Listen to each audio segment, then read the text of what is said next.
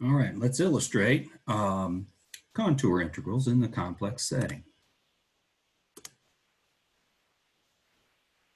which is the topic of section 4.41. Some examples of contour integrals. Now, if the force was with us, we'd have a fundamental theorem of calculus. We'd run looking for antiderivatives and away we'd go. Part of what's being illustrated here is, well, if there is a fundamental theorem of calculus, then it requires some hypotheses that didn't come up in the real setting. So we're going to look at some functions and take some contour integrals. First, example out of the book, let C be given by z of theta equals 2I to the theta. Theta ranges from negative pi halves to pi halves. So that's half of a circle centered at 0 with radius 2. In fact, here it is down here. We've taken the parameter theta instead of t, as I warned you in the previous section. We occasionally do that. So we get this contour, and we want to evaluate the integral over that contour of z conjugate dz. Okay, we have a formula for integrals. It was the integral of f of z of t, z prime of t, dz, and that's precisely what we've done here. We're integrating, conjugate the path. So this would be the f of z of t part. The z of t, z of theta in this case, is 2e to the I theta. The integrand function conjugates, so we'll conjugate that, producing this, and then we'll multiply by what we denoted in the previous sections as z prime of t dt. Here we'll have z prime of theta d theta. Z of theta is given here. We'll just differentiate that with respect to theta. In so doing, conjugating the e to the I theta produces an e to the negative I theta. It's probably a homework exercise in the past. Differentiating here, derivative of e to the I theta is I e to the I theta. We got a 2 in a couple of places, so we'll bring that out as a 4. The theta values range from negative pi halves to pi halves, so we'll have those as bounds of integrals. So definition takes us here. Differentiation takes us here. A little bit of algebra, e to the negative I theta, e to the I theta, those multiply to give 1. Let's take that I outside the integral because we can. It's a linear process. Gives us a 4i integral of just 1 d theta. Nice little real integral here. So that just gives you pi halves minus negative pi halves. So that gives you a total quantity of pi out for the value of the integral. And the value of the contour integral is 4 pi I. So based just on the definition and what the function does. All right, let's try another one. We need to look at a picture down here. Consider the polygonal line OAB. Probably have to bounce back and forth. So they're looking at the polygonal line OAB. So they're calling C1 the contour that starts at 0. Goes straight up the imaginary axis to I, and then horizontally to 1 plus I. So there's contour C1. Contour C2 will go from the origin to 1 plus I.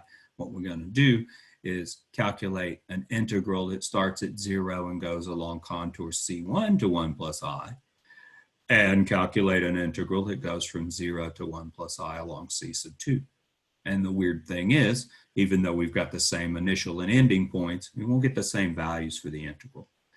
If we had a fundamental theorem of calculus, which apparently we don't in this particular case, I'd expect it just to depend on the endpoints of the integrals and be independent of paths, but not the case necessarily in the complex setting. We need more hypotheses for that to be the case. All right, so let C1 be that little left hand and upper part of the triangle we were just looking at. Let's evaluate the integral, first integral, denoted I sub 1, integral over C1 f of z dz, and they've given us f of z down here. F of z, f of x plus I y. is y minus x minus I times 3x squared. You like that function? So a little suspicious they gave it to us in terms of x's and y's and not in terms of z's. You think this is an analytic function? I have to go through the Cauchy-Riemann equations. The fact they've given it to us in terms of this hodgepodge of x's and y's, I'm not optimistic that that's an analytic function. If it was, they probably would have given it to us in terms of z's directly. Okay, so we want to calculate the integral along C1. All right, that'd be the integral along that left-hand leg of the triangle plus the integral along the top of the triangle. Let's take a peek at the picture again. C1 consists of this, OA, and this, AB. So integrating over C1 is equivalent to integrating over OA and integrating over AB and adding those together. We saw something like that above or in the previous section. Okay, so we need to parameterize those two pieces of that contour C sub 1. Let's take OA and parameterize that as 0 plus IY, where y ranges from 0 to 1. So when y equals 0, z equals 0. When y equals 1, z equals I. And the real part's always 0, so we're always dealing with something that's purely imaginary, which is the case. Y equals 0, we'd start here.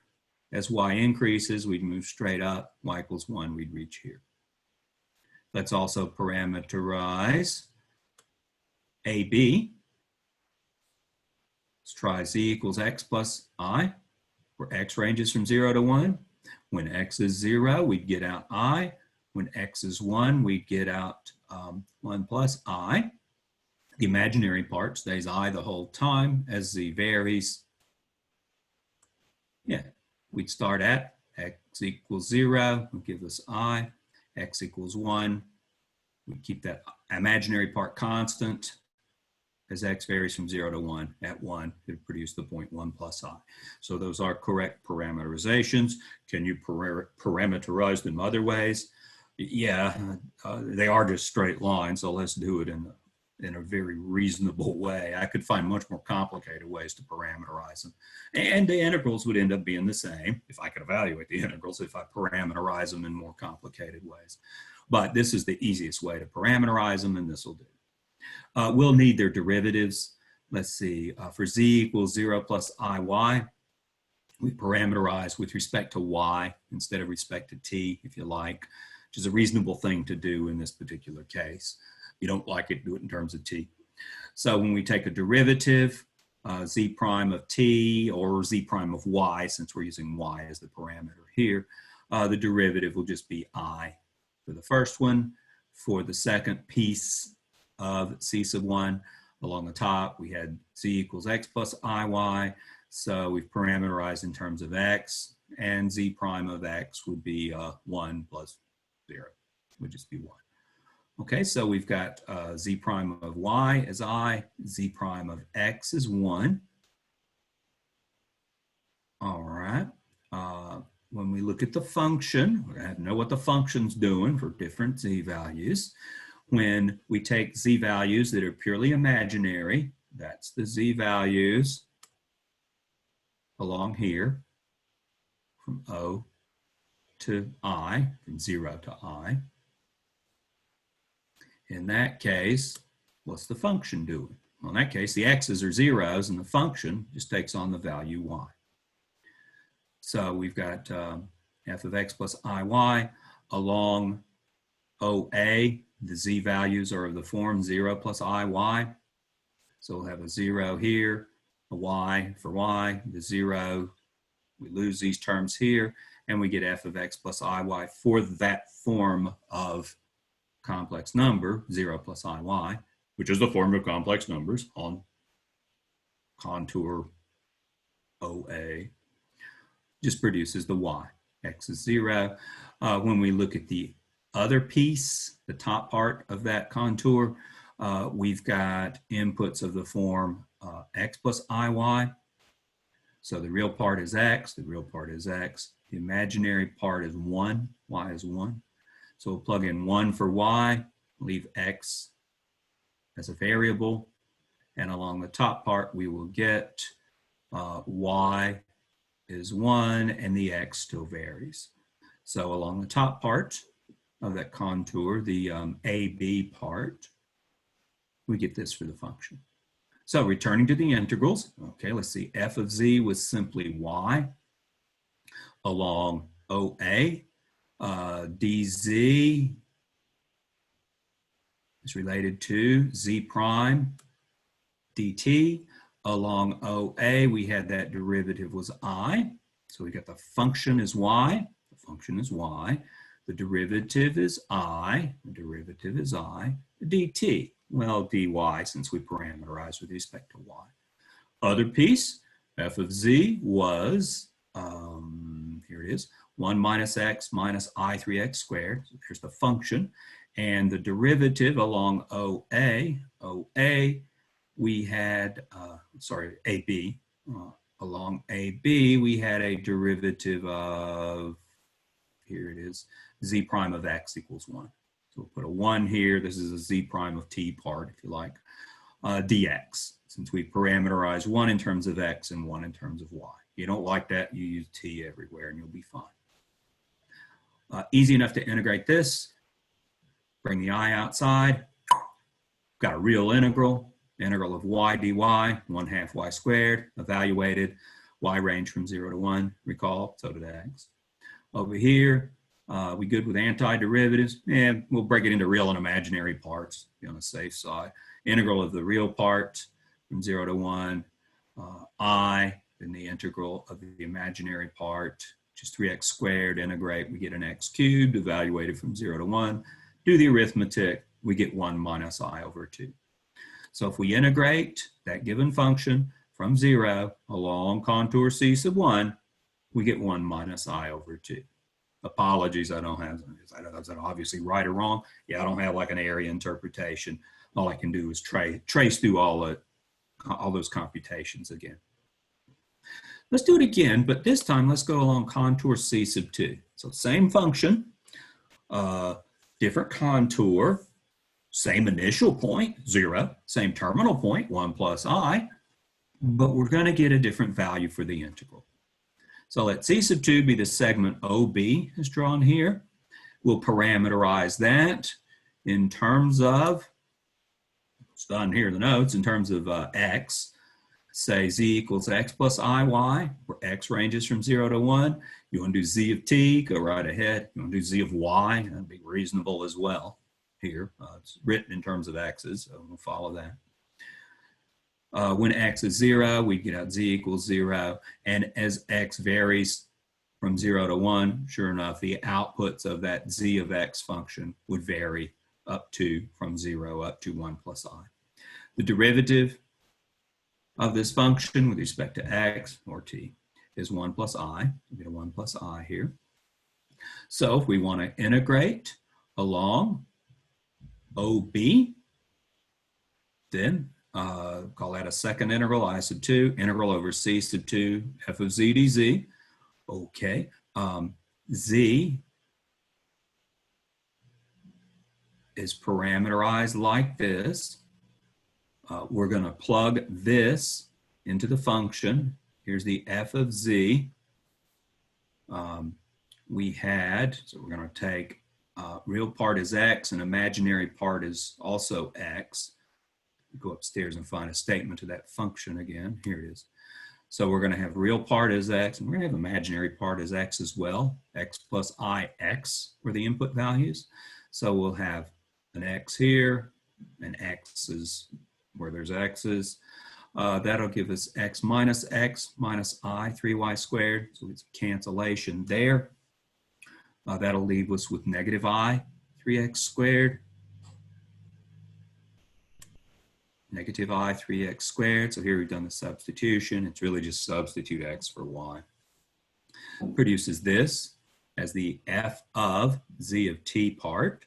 We need, here's the f of z of t part. We need z prime of t. If z is x plus ix, then z prime is 1 plus I. or is it t plus it? There's your taste. So we get the 1 plus I. This is the z prime of t dt part. So we've got f of z, z prime of t dt, written with x's instead of t's, but whatever. Can you integrate that? Yeah, it's no biggie. We'll get real and imaginary parts or whatever. So we brought the constants out. It's the x squared that becomes of interest in terms of integrating. So bring those complex numbers out. Integral from 0 to 1 of x squared, 1/3 x cubed. Evaluate from 0 to 1 will produce a 1/3. Cancels with the 3. Looks like we end up with 1 minus I. But that ain't what we got the first time. Going along contour C1, we got 1 minus I over 2. Going along contour C2, we get 1 minus I. They ain't the same. So it seems there's a dependence on which contour we use as to what the value of the integral is. I1 and I2 are different, even though the integrals are along contours that have the same initial point, O, and the same end point, B. They are both integrals from 0 to 1 plus I. Now, this wasn't even an issue in the real setting, because you integrate from A to B. There ain't but one way on a line to get from A to B. Here, and geez, we're in a plane, so there's a bunch of ways to get from one complex number to another complex number. And apparently the integrals aren't always the same. But you've already seen me complaining about, that function f, I bet it ain't analytic. We didn't check for that. If it was, I don't think we get this awkward kind of behavior. In this example, at least, there's path dependence on the value of a contour integral. That doesn't happen in the real setting. Fundamental theorem of calculus says, how do you evaluate integrals? Take antiderivatives and plug in the endpoints. So it's just the endpoints that give you the value of definite integrals in calculus 1 for a given function. So it must be more complicated here, or we need more hypotheses to get that kind of behavior in the complex setting.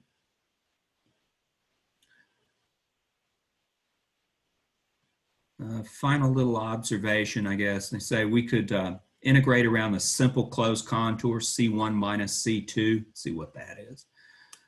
C1, we'd follow C1 minus C2. The meaning of those symbols was we'd follow C2 backwards. So the contour they're describing there starts at 0, goes up to I, over to 1 plus I minus C2, and then back down to 0. So it starts and stops in the same place, unlike the contour that was given, that we just looked at. But C1 minus C2 is a simple closed contour. If we were to integrate around that, we know a little bit of properties about how these things behave. We'd have summation followed by the difference thing with a negative C sub 2. And we get the difference of the integrals, which there's a lot of times when we integrate around simple closed contours, we're going to get integrals of 0 because we will have path independence. But we don't here, so it's something that in general doesn't hold. I bet you if we stuck with a function that was analytic in the appropriate place, we would have got the same values for those integrals upstairs, and this integral would be 0 if we had a function that was nice and analytic in the appropriate place. Details to follow. Integrals can depend on paths. Yeah, that's you want to think of that more as the deviant case. Let's look at a not very complicated function. Let's look at f of z equals z. Let c be any smooth arc, say, given by z of t, for t ranging from a to b. We'll take the initial point as z sub 1, and the final point of c, contour c, is z sub 2. If we integrated z dz over contour c, okay, that'd be by definition integral of z prime, integral of z of t, z prime of t dt. You've got the curve parameterized. Yeah, let z of t be the parameterization. I said he can give us a formula for it. Doesn't matter. Should be independent of the parameterization. So we'll take z of t, that's just the z function itself, z prime of t. Okay, so we'll differentiate here. we'll get a derivative of z of t squared over 2. So look at it backwards. If you'll differentiate this, the 2 will come down, canceling with that 2. We'll get a z of t, then we'll multiply by z prime of t, so says the chain rule. So when all the dust settles, we really do get this back out. We're looking for an antiderivative of z of t, z prime of t. Well, here's a thing that I differentiate to give z of t, z prime of t. So this thing here must be an antiderivative. Knock yourself out with u substitution, you'll get the same thing.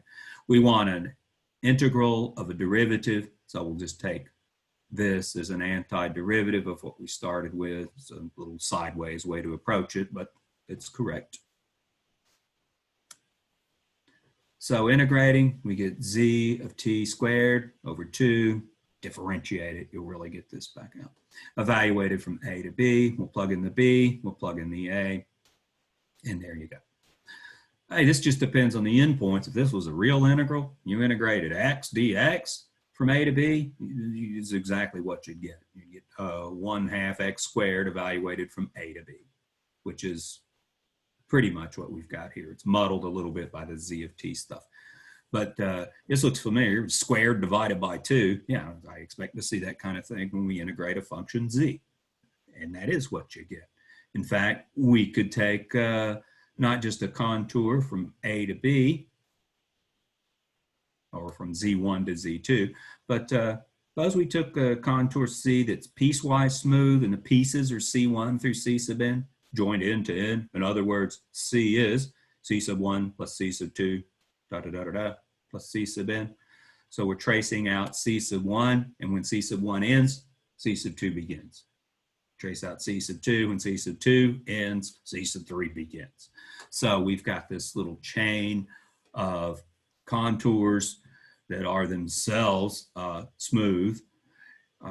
Where they join, we may have sharp points. We do have continuity, but we might have sharp points in them. We've seen in the past that we can evaluate an integral over a sum of contours with that notation to be a sum of the integrals.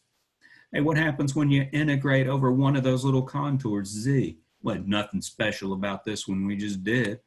You get the final point squared minus the initial point squared divided by 2. So what happens when you integrate z over c sub k? You'll get the final point of c sub k squared minus the initial point of c sub k, final point of c sub k, z sub k plus 1, squared over 2, minus the initial point of c sub k, which is z sub k, squared over 2. So same format we had upstairs. First contour started at z sub 1 and ended at z sub 2. Second contour will start at z sub 2 and goes to z sub 3. Kth contour c sub k will start at z sub k and end at z sub k plus 1. That's the pattern. And what we've got when we add all these things up is like a little telescoping sum. We'll get cancellation in consecutive terms, being left with nothing but k equals 1, a z sub 1 squared term, negative, will be produced, and k equals n. We'll be left with this term. Otherwise, the terms are positive and negative and cancel alternatingly like a telescoping series. But you're left with the final term, z sub n plus 1 squared, minus the initial term, z sub 1 squared, all divided by 2. Oh, well, that's the same format up here, even though we've got a more complicated contour. Again, we've integrated a nice function over contour, this time a piecewise smooth contour, and the value of the integral only depended on the endpoints. That's a more common behavior. Yeah, this function z, that's a nice function.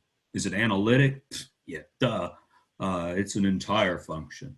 And that's got something to do with the reason that the integrals only depended on the endpoints.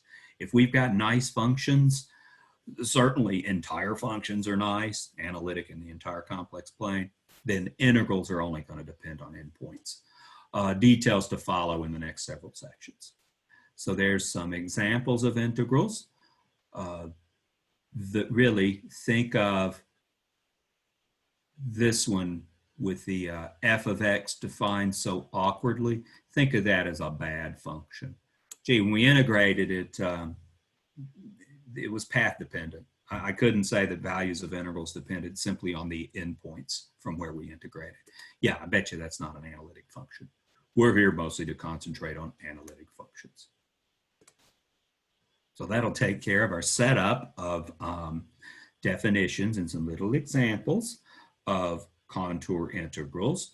Next, we'll go through and get some properties of contour integrals and put some meaning to this speculation about analytic functions behave nicely when we're dealing with definite integrals. Bye-bye.